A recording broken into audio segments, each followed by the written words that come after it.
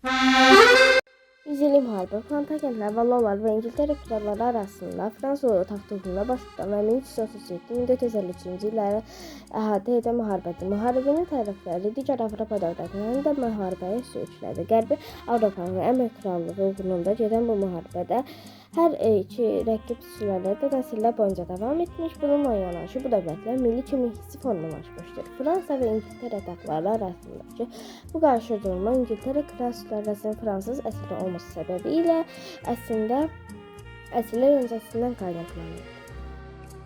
Kontinental Fransa cənubda Aralıq dənizindən şimalda, La Manş və Şimal dənizinin şərqdə, Reyn çayından qərbdə Atlantik okeana qədər uzanan torpaqlarda yerləşir.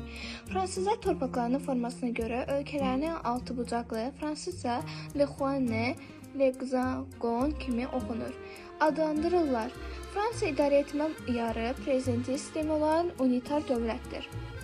Ancaq aralarında yaranan sürtüşmələr 6-cı Filipi ingilislərin Fransadakı mülklərinə əl qoymağa, 3-cü Eduardı isə Fransadakı taxt mübarizəsinə qoşulmağa məcbur etdi.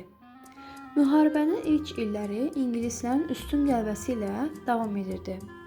Xüsusilə də 1146-cı ildə baş tutan Kresi döyüşü və Fransa kralı 2-ci John əsir düşməsi ilə nəticələnən 1156-cı tarixli Poitiers döyüşü müharibənin ilk mərhələsinə yön verdi. İngiltərə taxtına yeni çıxan 5-ci Henri isə bu münaqişəni canlı tutmaq adına Fransa kralı 6-cı kralı Karlın dəlilik səviyyəsindəki əqli zəifliyindən və Fransadakı vətəndaş müharibəsindən məharətlə istifadə etdi. 1415-ci ildə Azincourt döyüşü və 1424-cü ildə Verneuil döyüşündəki qəti İngilis qələbəsi ilə yanaşı Burqundiya ilə qurulan ittifaq ingilislərin bu müharibədəki qələbə ümidlərini yenidən canlandırdı. Bundan başqa 1429-cu ildə baş tutan Orleanın mühasirəsi də ingilislər üçün sonun başlanğıcı oldu.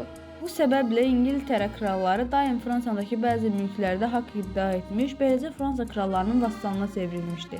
Bundan istifadə edən Fransa kralları isə ingilislərin həddindən artıq yüksəlməsinin önünü almağa çalışmış, onların şotlandlarla olan münaqişələrindən istifadə edərək bölgədəki İngilis mülklərini xırda-xırda ələ keçirmişdilər.